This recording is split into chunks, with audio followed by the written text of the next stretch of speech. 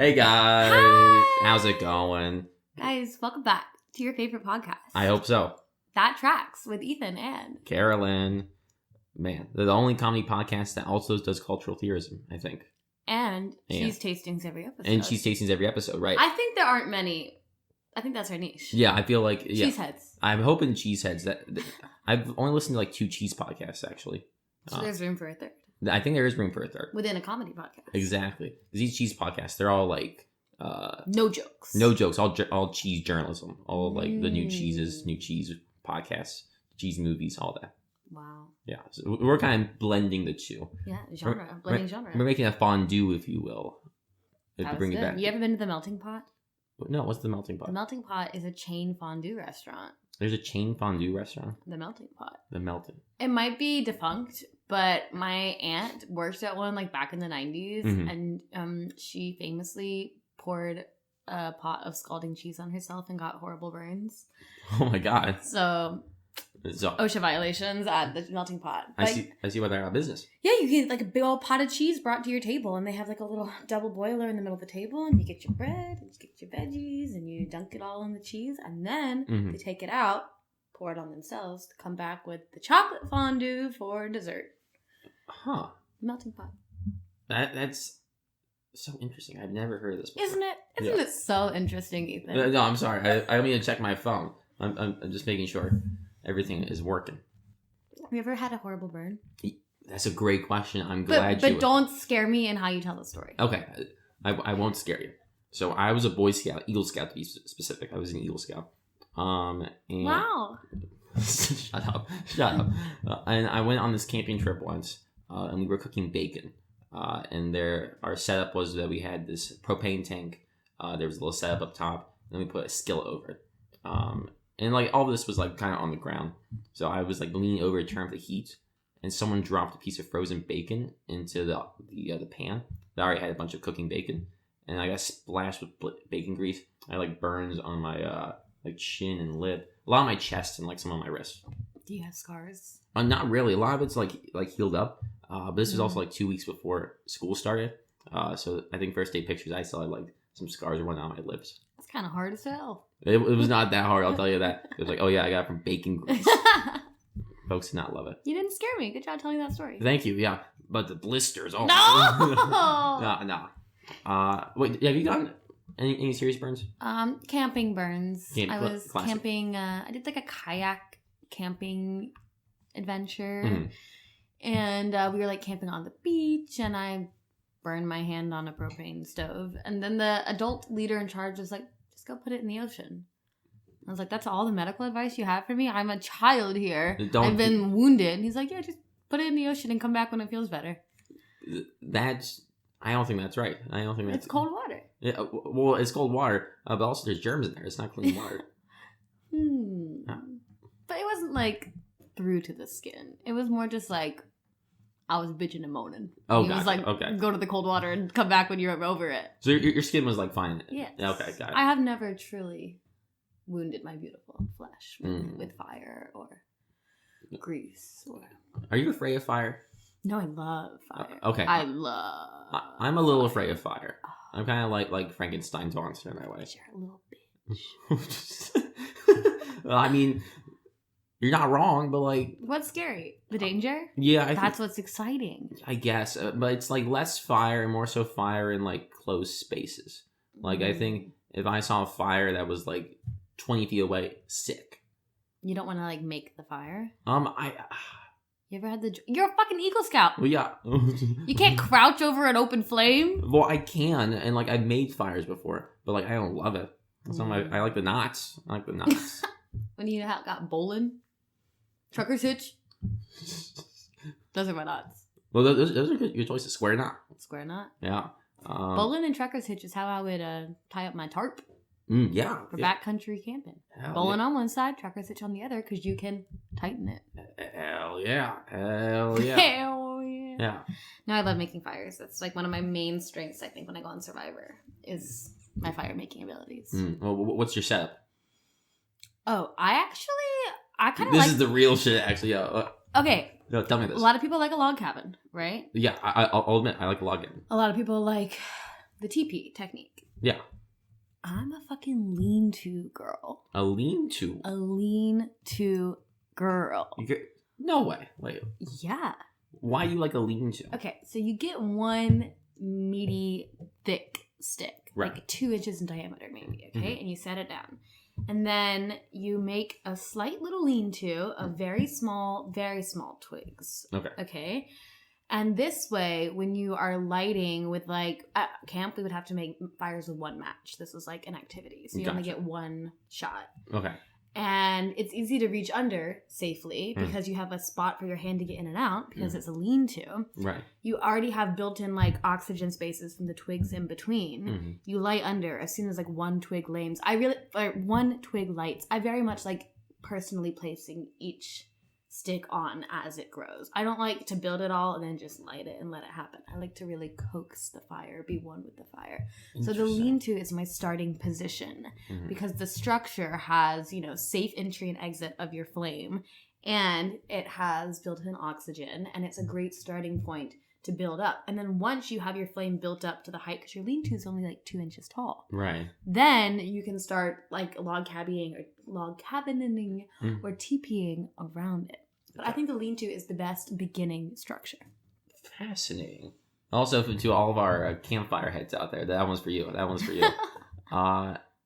Now that's like if you have no like assistance. If you're gonna put like a big, like a fire starter log in there, yeah, build a big old log cabin and put that thing in the middle and light it up. Yeah, totally. But if you're gonna like hand lay the flame, I think the lean-to is a good way to start.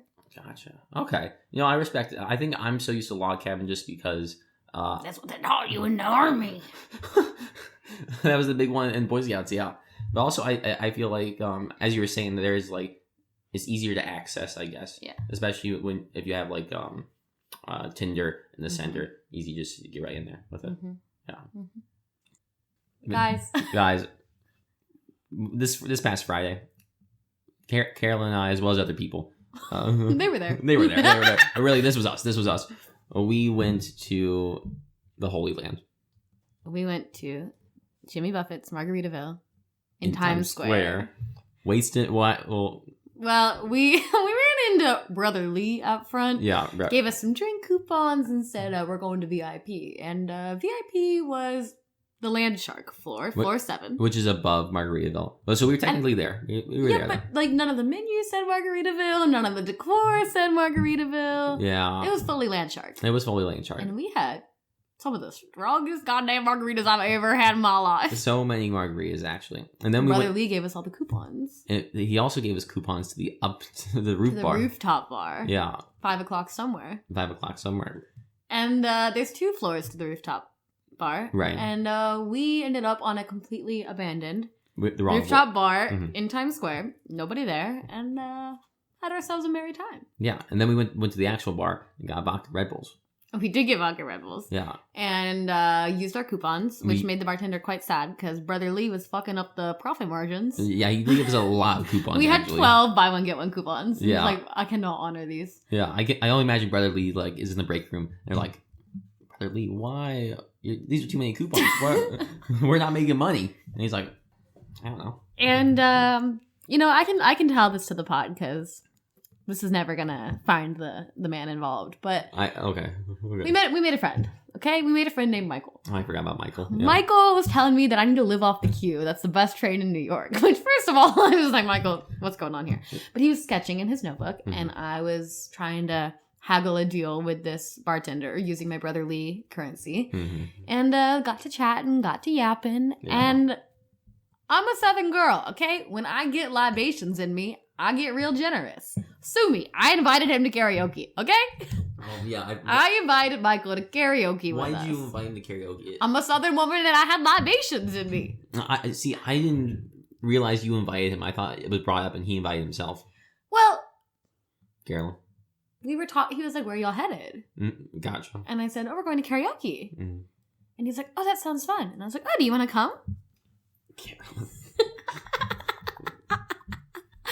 And he was like, yeah, I would love to. I was like, okay, great. Well, now I feel bad. Yeah, I know. I told everyone. I thought he would be a fun addition. So he's like, let me run to the bathroom. Everyone else is like, Carolyn, what have you done? We don't want Michael coming to karaoke with us. I was like, he is a wonderful man. What are you talking about? He showed me his journal. Like, we are friends. Okay, yeah. And everyone was like, no, Michael cannot come to karaoke, Carolyn. He is not allowed. He's not invited. And I was like, oh, okay. And I was like, well, then we have to escape now because he's in the bathroom, like, coming to join us. And so what did we do? We started walking down the stairs. We escaped through the fire exit. We were on the 31st floor. Yeah. Oh my. And as we were leaving, someone yelled out, "It's a long way down." Yeah. And it in fact it was. It was a long way. We were on the 27th floor, and I was like, guys, can we please just find the elevator? Please take the elevator. But we made it out. Yeah. We did not run into Michael or Brother Lee. Or Brother Lee, actually, yeah. We made it to K-Town karaoke. Yeah. It killed. We sang a lot of songs. Sang a lot. Way too many songs, actually. We had 2 hours worth of songs. Yeah. I'll just give my lineup real quick. Then I sang I've Seen Footage by Death Grips, which killed. Once in a Lifetime by Talking Heads. Karma Police by Radiohead. Creep, also by Radiohead. We sang Katy Perry. We did sing Katy Perry. Was that TGIF? Or last Friday night? Yeah. And you sang some bangers. You sang ABBA, right? I sang ABBA with Steven. Yeah. I sang Lay All Your Love on Me. Right. I sang King Kunta. I do remember that one. I sang Book of Mormon. Right. I sang Katy Perry. Mm-hmm. Then I think I became an audience member. Yeah. I was like, let the boys have their time to shine. Really, honestly, I think what we've learned is that thank God we had a booth at this karaoke. Private room karaoke, guys. That's because if we were you can take a nap. No, because if we were in a group, we would have been booed on stage. Yeah, we would have been booed a lot. Not because our singing, but because we had some heinous song picks. Yeah. Karma Police. Oh my god. I don't even know what that is. Karma Police by Radiohead. I think Carolyn. Yeah. Do you have any topics about? I really do. So I'm a girl who my whole life, I'll blame the patriarchy, but I've really been conditioned to love relationship media. To be a little girl dreaming of my Prince Charming. Mm-hmm. To think that the most important part of life is finding a husband. Right. And, the American producing film military industrial complex. Right. Yeah, I think network television, streaming television. They love to prey on the lonely hearts of women fantasizing about finding their perfect match. Yeah. I guess for the men too, but I think I would guess that the main demographic of reality dating shows is women. And oh wow, that's our topic today. Reality dating shows. We hit the topic. We hit the topic. Got there, right? Super direct route to the topic. Yeah. Burns, fires, patriarchy, industrial, military, streaming, reality TV. Boom. Did it. It's like a straight line. Yeah. Exactly. Eythen, have you ever watched a single dating reality TV show? I mean, I've seen bits of The Bachelorette, I believe. I've seen a few episodes. Because you're a feminist. I am. Well, lucky for you. I prepared an overview of the top 10, Carolyn's top 10 reality dating shows. Okay. I'm ready for this. Okay, top 10. They're not ranked. They're not ranked. Okay, so any orders. That was a lot more admin. You can rank them. Okay, no, I'll rank them. We'll do a Watch Mojo after this. Okay, so let's start off simple. The Bachelor. Okay. Right? Created by ABC in like the early aughts. Yeah. Because every person at home on their couch who's single, lonely, depressed, dreams of a fairy tale wedding. Right? Everyone. Everyone. I know I do. And so the TV gods were like, let's put a hot guy in a house. Let's give him 30 single, probably white, size 2 women. 30? 30? Oh my 30 on 1 is the ratio. Oh my God. And he will progressively date them over 10 weeks or so and pick his favorite and propose at the end. Season 1 happened. Yeah. I'm going to say they couldn't really it took them a while to find a male who could really carry the lead. A man. A male. So the format is one selected individual and 30 to 34 to 36 members of the opposite sex There have only been straight Bachelor seasons for them to date. Yeah. And producers, like, it's very producer driven. The lead will get like a one-on-one date and a group date, and he just kind of makes his way through the army of girls, sending them home. He gives out the rose, as I'm sure you're familiar with. I'm familiar with that, yeah. And then at the end, the final 3 all get an overnight date, the fantasy suite. And then he gets down and proposes to the winner. That's the format. Gotcha. So I'm curious. So The Bachelor was first before The Bachelorette. Yes. And what was the arc for that? Was there like multiple seasons of Bachelor, or do they go like one or the other? In the beginning, there were a couple Bachelors before The Bachelorette came. Now they alternate. They alternate. Okay. Bachelorette's the same. One woman, almost 40 men, dating them. And the dates are like very camp. It's reality TV. So it's like, everybody strip to your underwear and play flag football. And the winning team gets an extra 15 minutes with Kelly. That's absurd. That is absurd. Or it's like talent show. Whoever has the best talent gets another 4 minutes with Kelly. Do these minutes really help? Like yes. Like because time is so limited. I think by the time you get engaged to them, you've spent like 40 hours together. Right. So yeah, the minutes help, and it's like you get like a 30. I'm exaggerating. Okay. But even with 30 minutes, I feel like I don't think I could win someone over in 30 minutes. Or like the first night, you have everyone gets there. It's already sun has already set. Got it. And you have one night to talk to everybody and make your first like 8 cuts. Oh, you cut 8 people the first night. Holy shit! Okay. Yeah, and by then like the sun has risen. Everyone's up all night. They're all drunk. Everyone's exhausted. Yeah. So first impressions matter a lot. Not being a creep matters a lot. And so yeah, obviously. Most couples from the show aren't together. Right. Like, very low success rate. Yeah. But it's fun to watch. I was really into it in, like, high school. I thought it was fun to watch. I've since, my taste has evolved. Okay. But it's just, like, the classic, weekly... They've had the stronghold on the genre, I would say, for a long time. They're the more family-friendly, the more traditional. The producers are really trying to get an engagement out of the couple at the end. Sometimes... they'll be like, no, we're just going to keep dating, which pisses off the producers. Yeah. Twice, The Bachelor has picked his final one and then changed his mind and gone back to the runner-up. Oh, that's saucy. That's saucy. Saucy. On camera, of course. On camera? Yeah. Oh, of course. There was one season where a guy picked his final one, proposed to Pilot Pete. Pilot Pete picked Hannah Ann. Wait, I think I know Pilot. I've heard of Pilot Pete before. Pilot Pete... his top choice, Maddie, went home. Okay. So then he proposed to Hannah Ann. Then he changed his mind, broke up with Hannah Ann, went back to Maddie. Broke up with Hannah Ann for the chance to ask Maddie on a date. Maddie pretty much said no. Then he went back to his 6th place, dated her, Kelly Flanagan. Then they broke up. And now he's just like on Raya. And on The Traitors, season 2. Oh my God. So that's Bachelor, Bachelorette. Okay. Have you heard of Bachelor in Paradise? I have a hunch about this one. So instead of 30 on 1, we get like 6 men, 6 women, put them all in Mexico. Okay. Let them date each other on the beach, drink to their heart's content, lounge on the beach in bikinis, yada, yada, yada. And they keep imbalancing the numbers. So they'll have like 8 men and 6 women.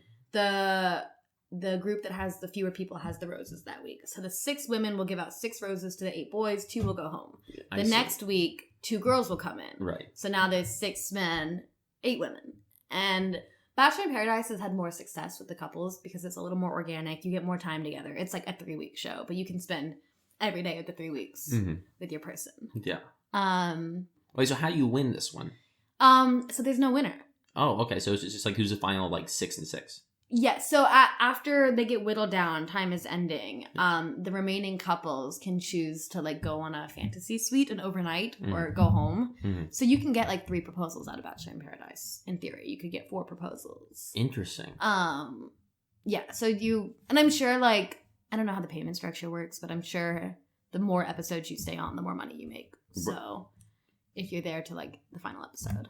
So next question. I meant to ask this before. Do the Bachelor win any money? It's just love. Yeah. Oh. And, appearance fees, brand deals, go on Dancing with the Stars later, you write a book, you get followers. Right. But there's no prize money. Okay. So that's the ABC version of dating shows. They are really trying to get to an engagement. That is like the whole point of these shows. Right. And especially in the year 2025, people are not going on this show for love. They're going on for followers. Yeah. And to like be on TV. Right. So anyway. Okay. That's our first one. Okay. Our first one, or are those our first three? This one. Well, 1, 2, 3, 4, 5, 6, 7, 8. Oh my god, you're right. It's 3. Okay. Brilliant. Whew, I was like, oh my god. I'm gonna be here all day. Yeah. Married at First Sight. I don't know this one. It's exactly what it sounds like. Desperate, lonely, sad people. Sorry. Go through like intense personality testing. Experts pair them up with somebody who they've never met. They get fully legally married at first sight. They've never met each other. It's an arranged marriage. Mm-hmm. And you like are with your boys and you tell them like, bro, I'm getting married. Let's go pick out my suit. And the girl's like, I'm getting married. Let's pick out my wedding dress. And they meet like at the altar. Mm-hmm. They get married. And then they have like a 6 or 8 week trial marriage where they like go on a honeymoon and they're living together and trying to see if they can make it work. I don't know if I like this one. What it sounds like you like this one. Well, all of these I find entertaining. Okay, so what do you find entertaining about this one? The nice answer or the real answer? You give me the real answer. Give me the real answer. Like with most reality TV, it's to feel better about myself in comparison to their lives. Mm-hmm. I'm so glad that I am not at the point in life where I go on a TV show to marry a stranger. And I want to see if it fails. You want to, or if it works out. I'm always rooting for them. But what's the success to failure? Probably like 4% success. I think there's like 2 that have worked. And there have been like 12 seasons. 12 seasons? Oh. No, all of these shows have massive amounts of seasons. Holy shit. Okay. That's Married at First Sight. That's Married at First Sight. I'm the most curious of it, but and it's on Lifetime. This is the Lifetime one. Well, of course it's on Lifetime. Yeah, of course. Yeah, Married at First So Sight. ABC's Bachelor, Lifetime, Married at First Sight. Okay. Now you might be asking yourself, what about MTV? I was not asking about MTV. Well, I have a hunch. This is I think this is my favorite one. Okay, hit me with Are You the One? 20 people live in a house. Mm-hmm. They have been matched previously by experts to their perfect match. So there are 10 couples living in this house. Mm-hmm. No one knows who their couple is.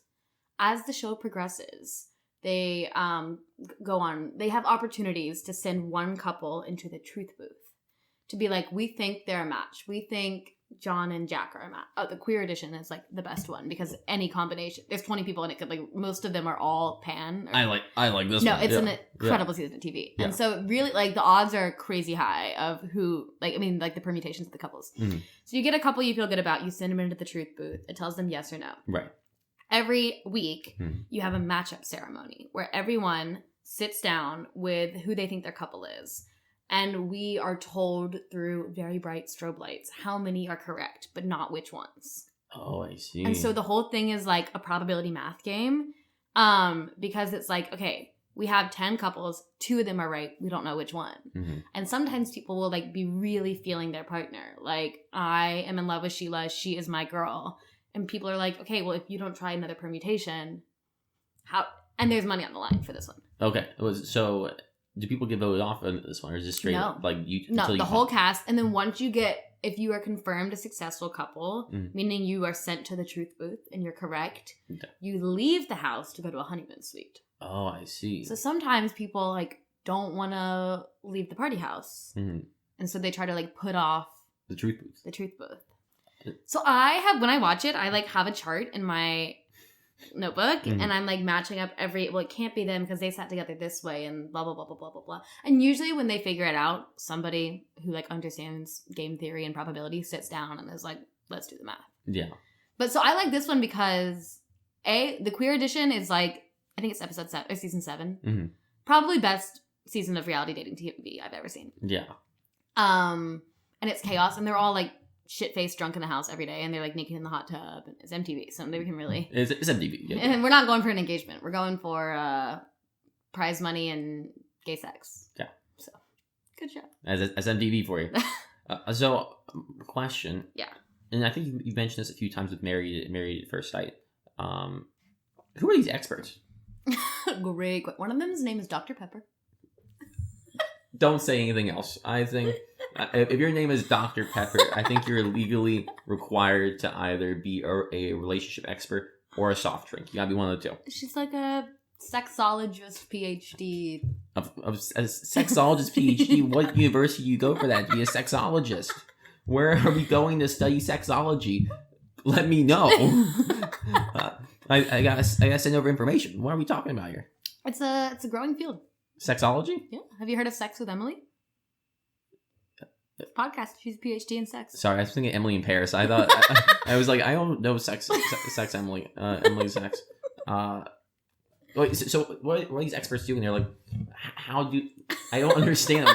Why are there experts here? But like, what research are they using? Personality tests, like questionnaires that you fill out. Tell them about, like with Married at First Sight, it's like, oh, I want to have kids. I am really proud of my Haitian heritage.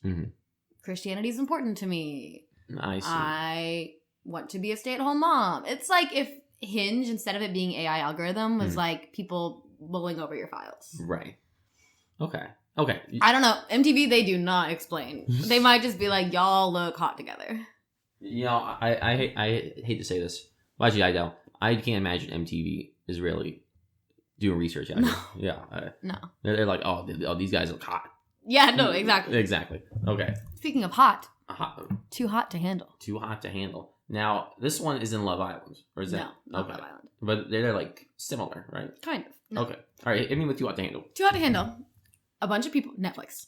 A bunch of people are put in a house. It's kind of how most of these start. Right. A bunch of people are put into a house thinking that they're here to like date and have a good time. They get told after like the first 24 hours that there is a sex ban. And anytime you commit a single sexual act, be it a kiss, be it anything after a kiss, you lose the entire group prize money. So if everybody could stay chaste and virtuous the whole time, we're splitting like 200 grand. If you get a blowjob in the shower, you cost the group 20K. Oh, 20K? No, it's huge fines. It's huge fines. And sometimes they really test them by sending them to like the honeymoon suite where it's like a king bed and like rose petals and a hot tub, and they like throw condoms on the ground and they're like, don't have sex. And it's all monitored by just one lonely guy who's like, all right. No, a pretend Siri. A pretend Siri? Who like sees all. Oh, that's worse. Her name is Laura. That's hot. Okay, yeah, you got me there. No, Lana. Oh, Lana. Okay, Lana. I'm out. So I already have like two thoughts. One, not a question. First question. How much money do you lose for jacking off? Oh, a lot. You lose a lot for jacking off? Yeah, and they have cameras everywhere. Lana knows. So like if you jack off in the shower, and then the way that they make you reveal it to the group is they're like, somebody was jacking off in the shower. That's 16K. Who wants to fess up? Yeah, I was like... And then one guy's like, yeah, it was me again. Again, yeah. And they all sleep in one room that has like 8 queen beds in it, and they make you sleep with another person. So you have to couple up and share a bed. Man. Yeah. Yeah, and they just find the horniest people. No. And like in their package, they're all like, I'm going to be great for this show because I'm not afraid to find love using my body. No, I was like, Too hot to handle. That's calling you to apply? It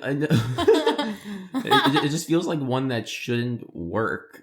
But the way where you describe it more, I'm like, yeah, I can see this being a challenge, I guess. I mean, it's for the viewers. It's for the viewers, yeah. And I'm sure that they know they're going on Too Hot to Handle before. They're all like, this isn't Horny Lovers 223? 223.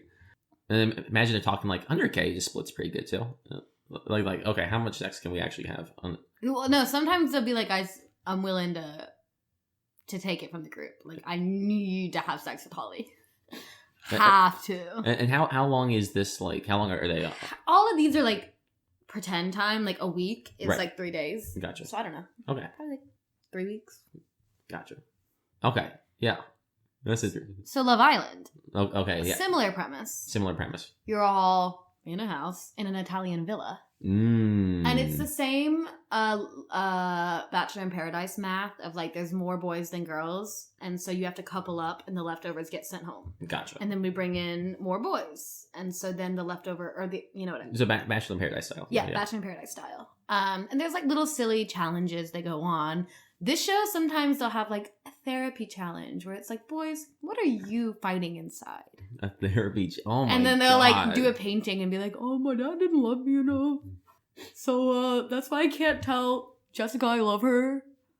Oh my god. Yeah.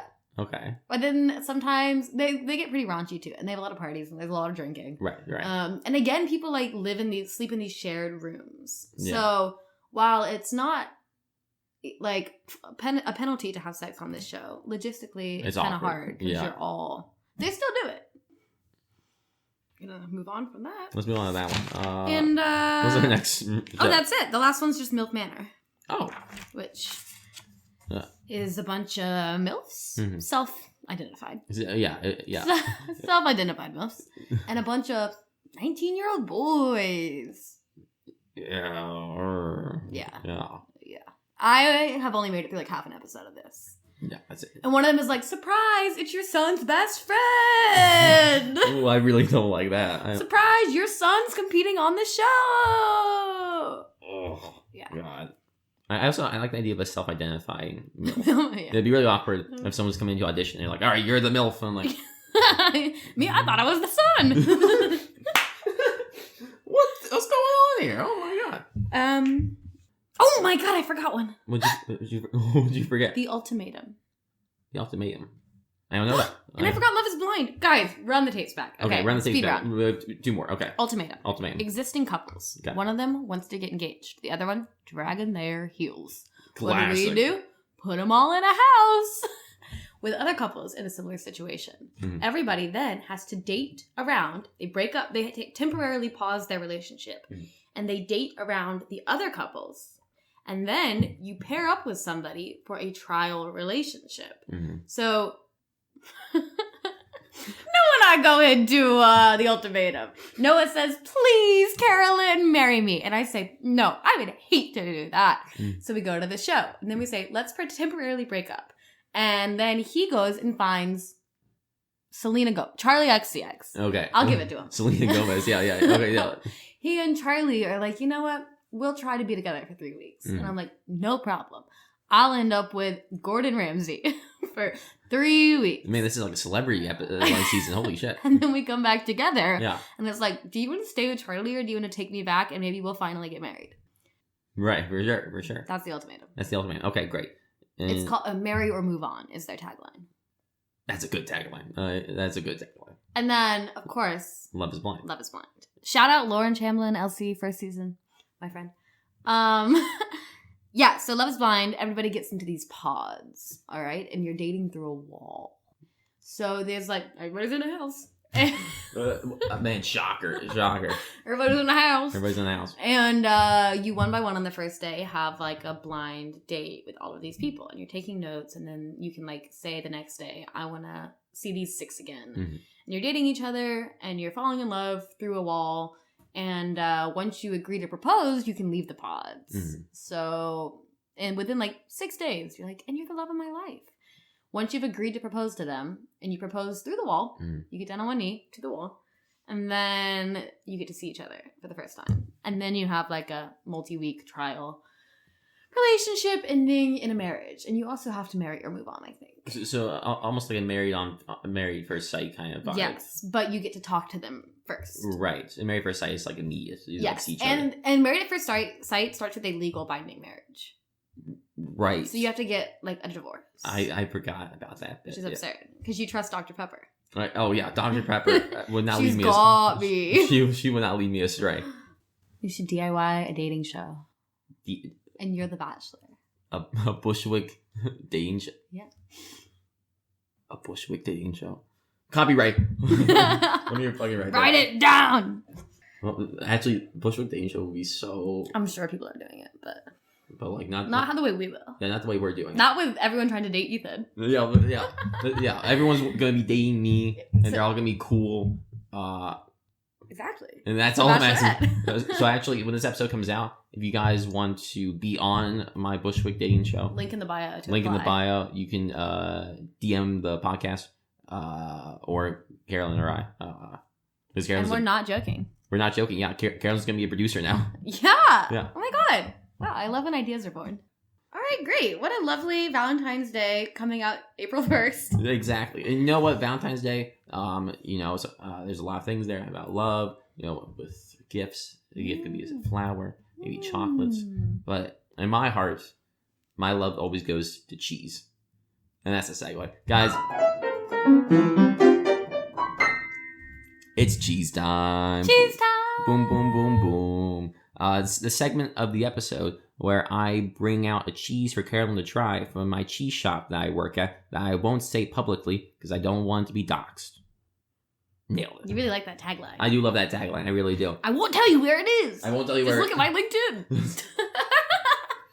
Oh, shoot. Yeah, I gotta update that. I gotta say, Eythen, of all the boys in my life, the ones I've been around on Valentine's Day, you're the first one to ever give me cheese. And I'm honored to do that. And I think we got good cheese for this episode. So, for context, this is a new cheese we got at the shop. It's not so new, not even in the system yet. So you didn't have to pay for it? Well, I did have to pay for it. We just put it as a miscellaneous code. So, this is the Mela Raza Laszlo Amatrice. It's quite the mouthful. Can you say that again? Yeah, one more time. The Mela Raza Lazio Amatrice. What languages are those? That's Italian. Oh, well then, can you say it in Italian? I'd really rather not. Actually, give it a read, Carol. Mela Raza Lazio Amatrice. Beautiful. See, that's why I'm not an actor. Well, I'm an actress, but like... I'm an actor-ish. I'm an actress. That's why Carolyn's the actor in this friendship. And I'm an 8 Sicilian. Period. So I'm just going to read the bit of this. First off, this is sheep's milk. It's going to have some pecorino feels to it. This is aged for 6 months with Rogue Mountain apples and whiskey, which impart a delicate and smooth flavor. I love apples and I love whiskey. I love both those. I love 6 months. At 6 months, that is a good time frame for a cheese. I'll tell you that. I'm excited to get into this. I love a good cheese that's dipped in a wine or dipped in like a spirit of some kind. That's good. And I think the sheep's milk is going to be a nice blend to that as well. I just want to unwrap it for the audience. Give that a smell. Carolyn. I smell like the pecorino-iness. Right, yeah, that sheep's milk. Yeah, it's like the salty nuttiness. Exactly. What is this vein? I believe that is from the whiskey. So I'm excited to get into this. Again, this was part of 3 other cheeses that came in this past week. Another one that's wrapped in tobacco leaves. I was like, do I want the tobacco cheese or the apple cheese? Let's get into it. Here we go. No cracker needed? No cracker needed. So let's start us off with this. Yeah. And we'll get into it. Now. It's got a nice crumble texture. A really nice crumble. I thought it could be good for grating, but this one is probably a little too young. Too young for grating. Shall we? Let's dig into it. Cheers. The Amatrice. The Amatrice. Wow.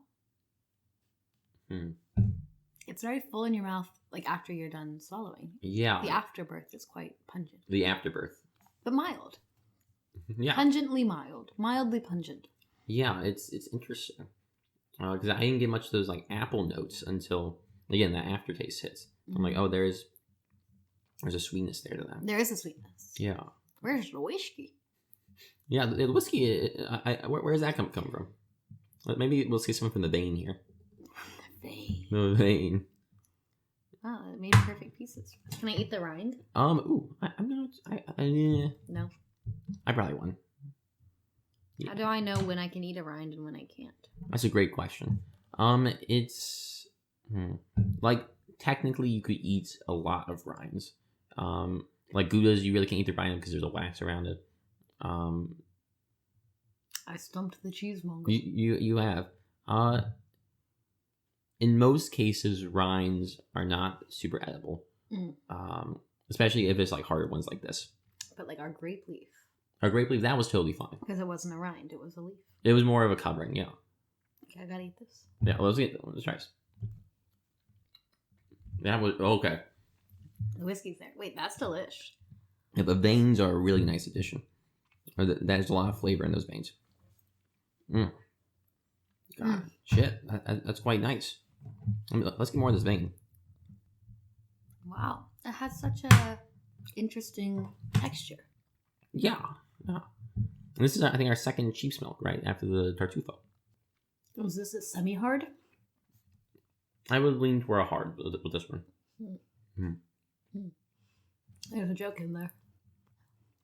And what's the joke, Carolyn? What's the joke there?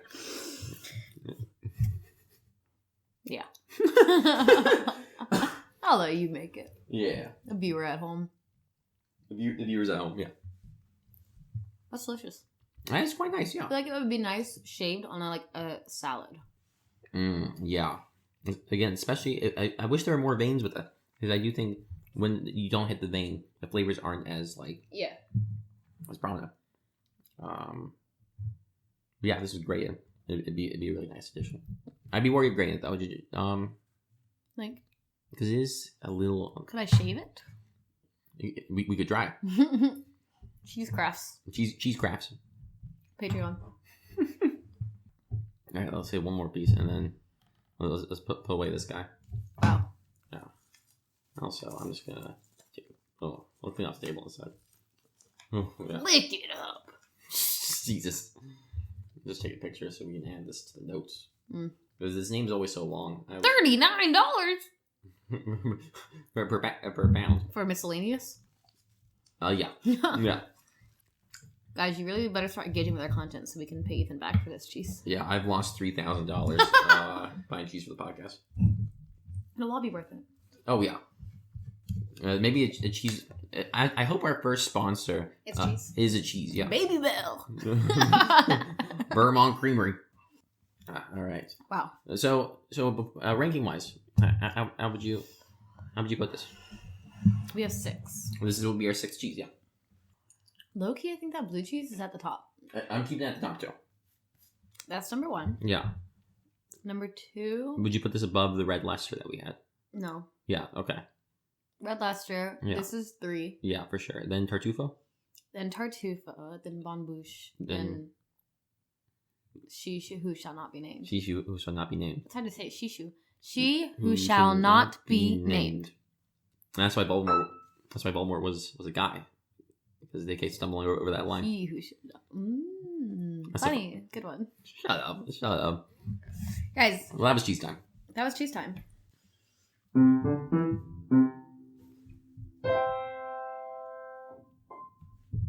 Yeah, I want. That was a good note. All right. Yeah, that was great. That was great cheese time. Now, Carolyn, you talked a lot about. You talked a lot. Not the first time I heard that. You talked a lot about reality dating shows, and that's a love that I respect. Thank you. Yeah.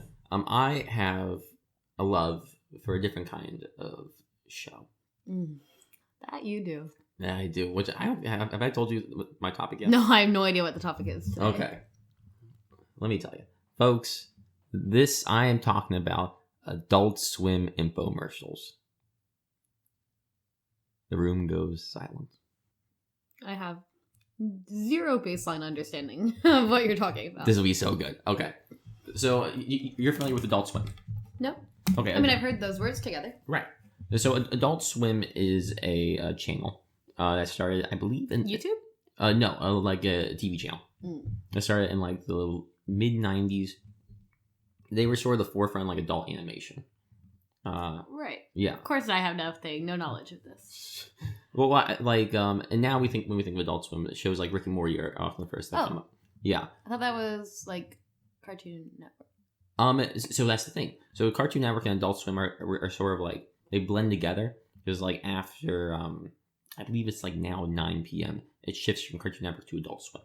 So they're sort of in like the same channel per se. Yeah. But they take turns. The same like parent company. Exactly. Yeah. Exactly. And they're based in Atlanta. Fun fact. Is it Turner? I believe it should be Turner. I've seen the building on the. Oh, wait, it's a Warner Brothers. Cool. Cool. Yeah. So Adult Swim, I love. I think when I was first starting to get into comedy, their stuff was the things that I was drawn to. They have a lot of stuff that's more awkward humor based, but they also have a lot of like absurd, like over the top, like comedies as well. And of course, while animation is like their like bread and butter, I love their live action stuff. All right. Which I think is a lot of cool stuff. Big ones are like Joe Pera Talks With You. You know Joe Pera? Nope. We'll save that for a different episode. And then, of course, their biggest thing, or the stuff that I'm really drawn to, are their infomercials. Rock on. So their infomercials are really a collection of like short films. Okay. Like shorts that... Sketches. Sketches. And starting out, the idea behind them was that, these are fake infomercials. Mm-hmm. So, like, if you're scrolling and it's like, infomercials. Yeah. Yeah, it would come on at like 5 a.m. Yeah. The idea behind it was like, okay, it's 5 a.m. on Adult Swim. Someone's like scrolling through the TV. And they see this infomercial. And they're watching it and they see like, stuff's getting crazy. Basically, yeah, so that was like infomercial. And then things either take a weird different direction. Okay. Or start losing sense. Great. Yeah. Love it. Yeah. So when I first started watching these, I think I was very inspired again by either the absurdist nature or humor of it, or the deadpan like confidence, like this is real, and if I'm doing it, you should be doing it too. Love it. I love it. So I have a list of a bunch of them. Okay. But I have a few that I'm like asterisk that I'm going to talk more about. Okay. Love. Okay. So the first one that came out was Broom Shakalaka. About a broom? About a broom that was also a mop, and there's also a bunch of other tools. Love. And if I remember correctly, I think that Daniels directed this one. The who? The directors of Everything Everywhere All at Once.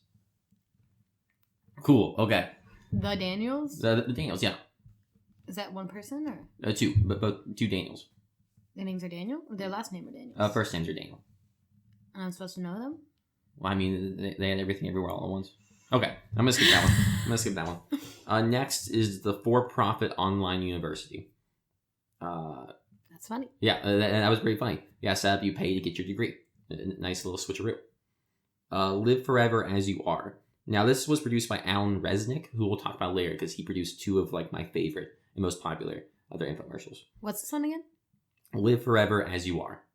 Meaning don't change anything? It's more so like an immortality seminar. It's like, okay, this is how, using technology, I can stay alive forever. Wow. And things kind of go awry, as you may expect. I want to watch one. Yeah, we should totally should. Because the other great thing about them is that they're all on Max. Shout out Max, I think. Shout out Max. And they're all like 11 minutes. So you can like watch all these like one day.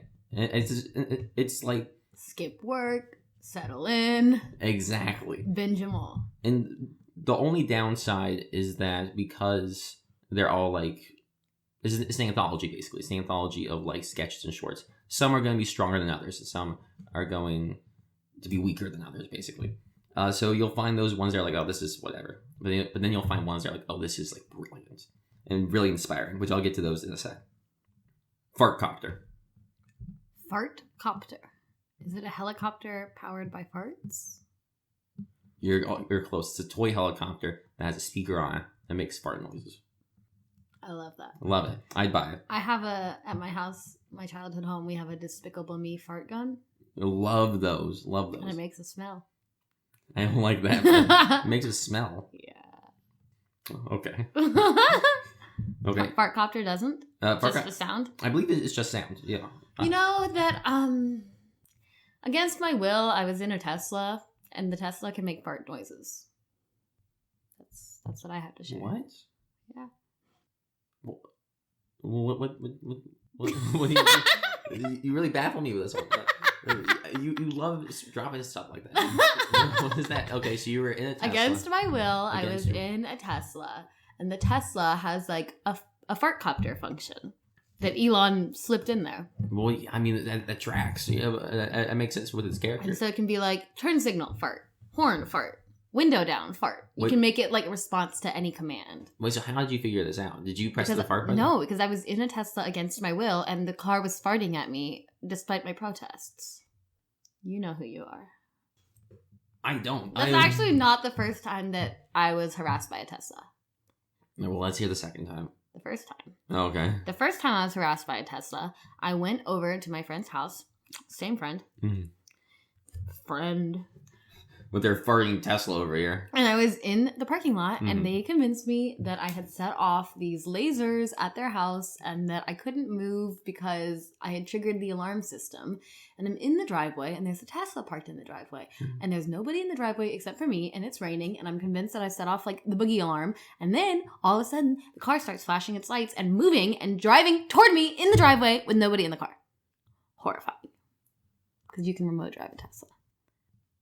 That was the first time. I have nothing. I have nothing. Second time, fartpocalypse, abduction. I was abducted. Should use that term lightly. Yeah, you said that you were in a Tesla against your will. Can you give a little more context to that? Actually, like, was this an Uber? So this wasn't like an Uber or anything. This was just... No, this was a person I know. Okay, got it. I was told that I would get a pub sub if I got in the Tesla. Okay. In that case, you were not against your will. You were like, oh, we're getting a pub Yes, sub. but I did not know all of the horrors that would occur once I got in the car. The speeding and the slamming on the brakes and the whipping around the turns and the farting.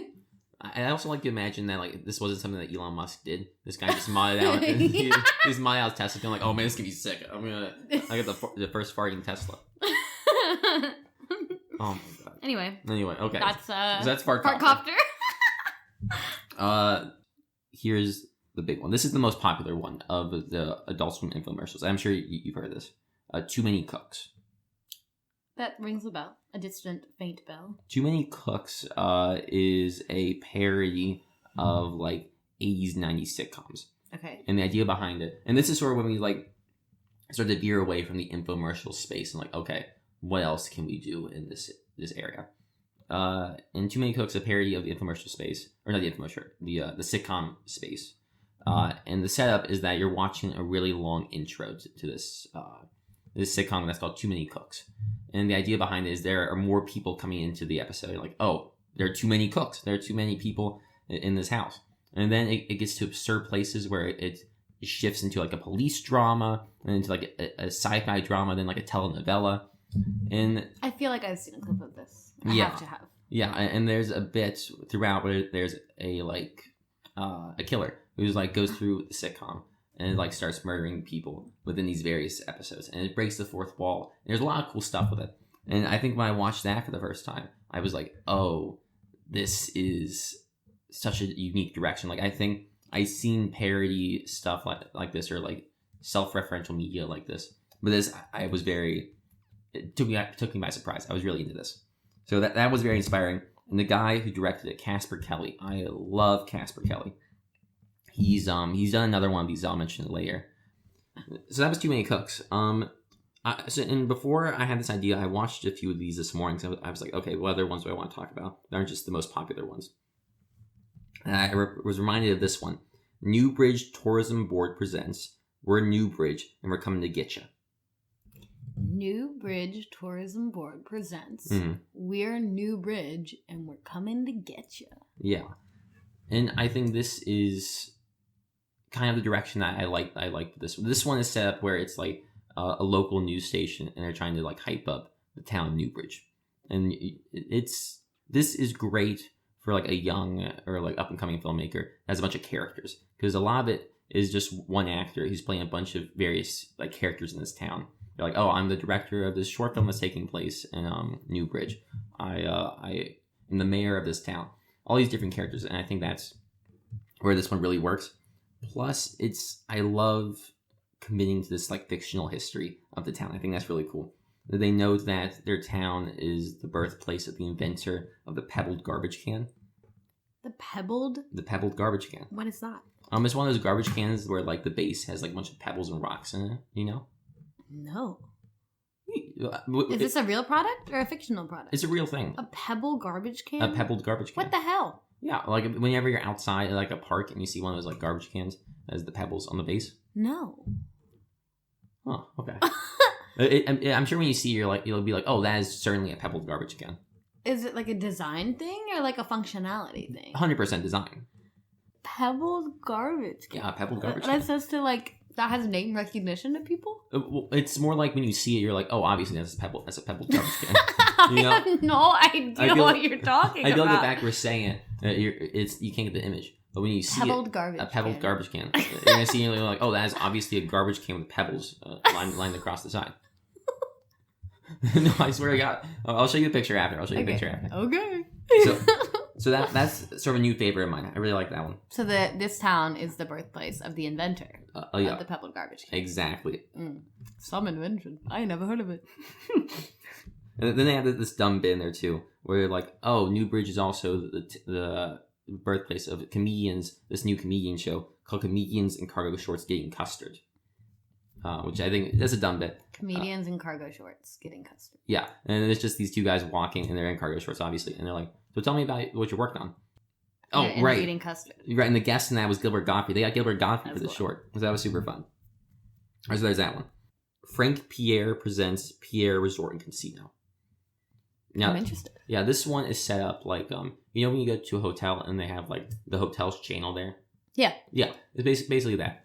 And we're watching this guy, Frank Pierre, talk about his, his shift from art into this casino and talking about what's like to own a casino and the stuff that's at the resort. Have you ever been to a casino? I feel like I asked you that on the pod. You haven't, but I told you I went to the dog tracks when I was back home. That's a casino? Well, there's a casino there, yeah. It's Mardi Gras Casino, Resort, and Dog Track. We should go to Atlantic City together. Yes, we should. 100%. Guys, I'm going to say this publicly.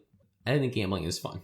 You think gambling is fun? Gambling is so fun. Gambling is fun. Gambling is so fun. And I know when I went to the dog tracks, I kind of gambled a lot. And I lost a lot of money. You lost a lot? Oh, yeah, I lost $70. Oh. Okay. I was worried you're going to be like, $700, I can't pay rent. No. Those, $70.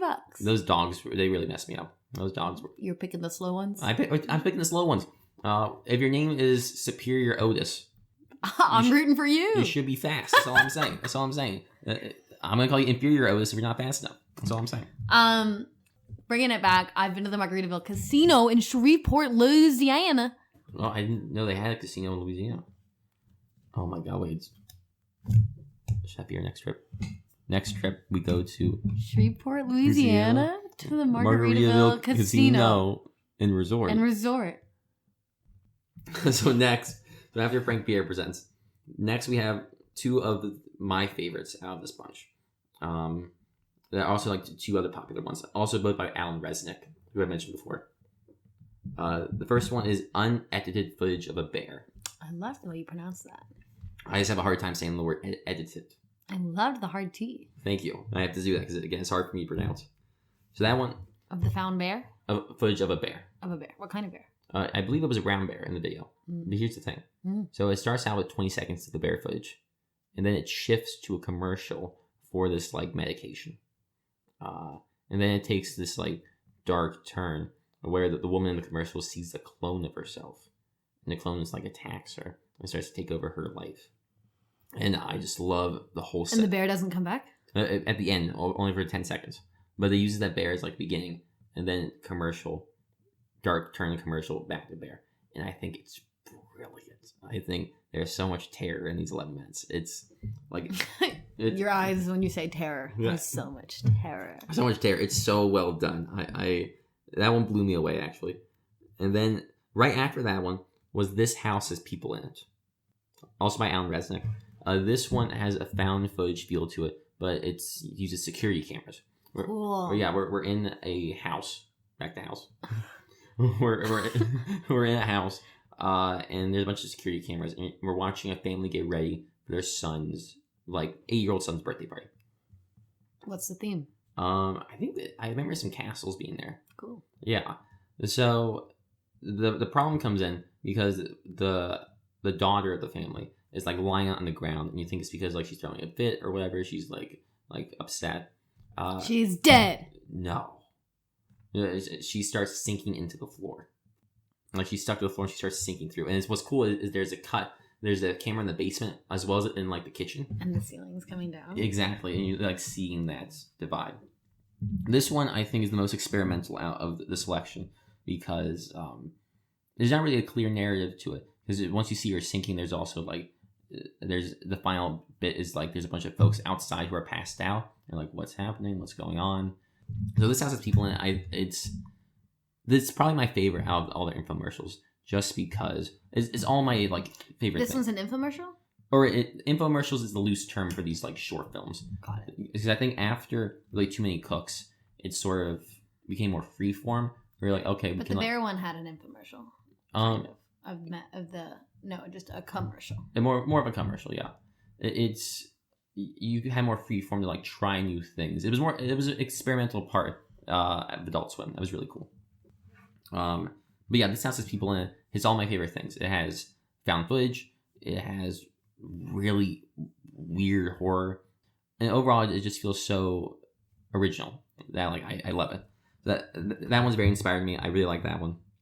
Then there's this is a good one. Live at the Necropolis, Lords of Synth.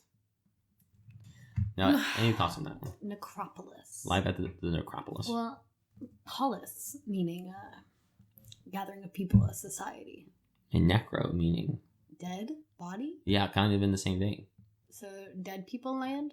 That's kind of the vibe of the place. Rock on. So there's this big comet that's like it's like I think every like 150 years, and to like celebrate it, there are 3 notable synth artists who are like performing.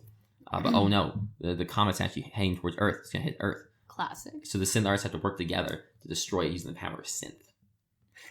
It's also a fun one. Again, great character stuff. Overall, a really cool idea. I like that one. And again, at this point, no more infomercials. Strictly like, okay, we're doing wild experimental shorts. Yeah, all cool sketches. And God, I wish I could make one of these so bad. You can, Eythen. That is actually my dream. One of my dreams is to work for Adult Swim. I do love it. Manifest on the pod. I want to be on Adult Swim. I want to do live action stuff or animated. More live action, though. Mulchtown. Mulchtown is another experimental one. That's like 3 vignettes in this town called Mulchtown. Nothing too wild. I think this is the driest of the selection. I was going to guess that it's like murder and they grind up body parts to make mulch. No, but similar vein. The last vignette is about a guy who turns people into worms. How do you turn a person into a worm? Well, I don't know. With a magic wand. See, Mulchtown doesn't really make sense, and I don't think it needs to. There's a line from it that I'm trying to remember what it was. Bet it was good. Oh, yeah, I remember it. God will always take the side of critters because he was once born a skunk. I think about that a lot. Oh, okay, another one that I love that I'll talk about briefly. The Suplex Duplex Complex. Love it. Love it. Title alone. The setup is like 4 WWE wrestlers who live in like a duplex complex, and they accidentally kill their landlord. And they're like, oh, we can do whatever we want. But then, oh no, they need rules because they're too like wild. And then they get their landlord back. It's a really simple. They get him back? They raise him from the dead by giving him soup? Suplex? It's not a soup theme? It's not a What does suplex mean? It's like a WWE. Superintender? It's like it's a wrestling move. Oh. The suplex. I thought they were going to turn him into soup or feed him magic soup to bring him back. No, they hit him with a monster truck and then he sort of explodes. And then he's alive again? I think he comes back as a ghost and then they get a new landlord. That's what it was. Yeah. No soup. No soup. Again, fun premise. I think that the wrestlers are really fun in this. And just a lot of like dumb bits in there that I think are good. Cool Dad is fun. Cool Dad is fun. It's like set up as a trailer for one of those like 80s, 90s movies. Where it's like, the setup is the dad is too busy. He's working too much. And his son wishes on his birthday that he wishes his dad was cool. I wish my dad were cool. Exactly. And then hijinks ensue. So that's the first one. Then it bleeds into a second trailer where it's Thanksgiving. And dad's like, oh, I don't like Thanksgiving. Oh, man. And the son breaks a wishbone. It's like, I wish my dad loved Thanksgiving. No, we got Thanksgiving dad now. And that's bad? Well, then he's like, oh, man, now he's like... Only into Thanksgiving? Only in Thanksgiving. Now he's like dressed up as a pilgrim. Oh, man. Oh. Now he's like spilling gravy everywhere. Oh, man. And then, this one was a really dumb one. The dad is moving around too much. He's doing too many things. And his son wishes that I wish my dad would be a plant. So he'd be like planted to the ground. And then there's a bunch of bits where the dad is like a tree. And he's like, oh, I can't do my paperwork anymore. Oh my god. A photosynthesis. Oh. Does he keep his human body? Or he's fully just a talking plant? It's fully talking plant. And then after that, it bleeds into this new reality where Dad's like, okay, I'm here for the birthday. I'm not late. And there's an intervention, and the guy's like, dude, you can't keep relying on your son's birthday wishes. You gotta, like, put in effort. And then sort of life devolves from there. And then new trailer title, Sad Dad. Aww. So I like the setup of that one a lot. I think there's a lot of cool stuff there. Final deployment for the Queen Battle walkthrough. Final deployment number 4? Or Yeah, number 4. Final deployment for The colon.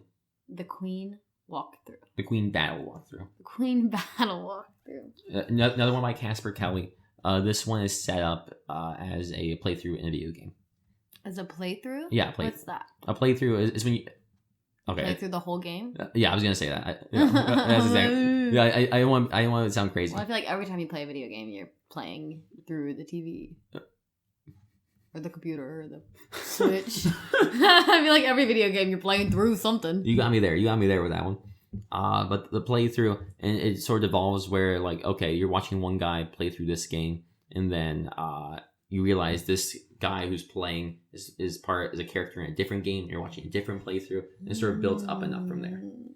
It's fun. I like Too Many Cooks more, but I think there's a lot of cool stuff here. I think Casper Kelly, again, he just kills. Flay away. Oh. Fillet away. Flay away. Flay away. Like Bobby Flay? No, like, I don't know if I can describe. Well, Flay? Yeah. How is it spelled? F-L-A-Y? I only know that as Bobby Flay. Flay. What I'll say is that first off, this is a bit by Sarah Sherman, which is really cool. And if we know Sarah Sherman, it's gonna be gross body horror. I know. Yeah. I love her, and I have to close my eyes a lot. Yeah, so I won't get into much detail with this one actually. It's brilliant. I rewatched it this morning, and like Sarah, she's so good, and it's a really well done bit. The idea behind it is a new method to remove body hair. Oh, let's stop right there. Yeah, and I think that's your whole there. skin comes off. Yeah, we'll leave it there. And those are the Adult Swim infomercials. And I'll say it again, Adult Swim, if you're watching, I would kill to either be in an infomercial, to make an infomercial. Message the pod. He'll send you his resume. Yeah. I want to make more sketches soon. I again, rewatching a few of these this morning, I'm like, oh man, so inspiring. I feel very inspired. Wow. Okay, 2025. Year of the sketch. Year of the sketch, yeah. Year of Bushwick Dating Show. Bushwick Dating Show. Year of Casino. Plural. Yeah, we are... Atlantic City. Okay. Guys, what a crazy episode. What a crazy episode. We'll see what makes it the final edit. Yeah. We'll really see what makes it the final edit. This will be a fun one to edit. Jimmy, you work really hard. And we appreciate that, Jimmy. We appreciate you, Jimmy. Guys, shout out. If you want to sponsor the pod, if you want to help make sure Jimmy gets paid. But we're going to need you to stay overnight, though. You're going to be working. Yeah, you're pulling it all night. Yeah. Sorry, Jimmy. You got a wife and kids. 3 of each. 3. Well, what is this? Trying to think one of the reality shows. Ultimatum? No, that's good. Bachelor. He's got like 18 girlfriends. What's the MTV one again? Are You the One? Are You the One? All right, well, oh man, yeah. How do we wrap this up? Oh, well, Carolyn, maybe it's hard to find both of us on Instagram. So. Oh my god. Yeah, okay, Carolyn, how could the folks out there find you? Guys, my Instagram's awesome. If you scroll back far enough, you'll see when I cut off all my hair. Don't you want to do that deep dive? I want you to. Comment along the way. My Instagram is at Carolyn Ausler. CarolynOursler. Beautiful. Eythen, what's your Instagram? My Instagram, and if you want to scroll back on my Instagram, you can also see when I shaved my head. It's not as good as cool, but that's okay. My name is Eythen. EYTHEN _Anthony ANTHONY. And guys, we have a podcast Instagram. We have a podcast Instagram finally, and we can figure out the spelling of our name. By the time you hear this podcast, you'll already be liked and subscribed. Exactly. We hope so. The Instagram is THAT TRACKZ with a Z. THAT.pod. .pod. Because there's already a That Tracks podcast. Yeah, we figured that out. But it's two dads talking about roller coasters. And we're going to beef with them actually online. I think that's the goal. Yeah, we'll have a battle royale to see who gets the name. But yeah, that.tracks, TRACKZ.pod. Because our names are hard to spell, so why not make the pod hard to spell? That's a great point. Exactly. I also, sorry, I'm just imagining us beefing with these dads. Yeah, and like the roller coaster dads. And eventually we do like a Charlie Lord remix, and it's like, okay, now we're all together. Okay, yeah.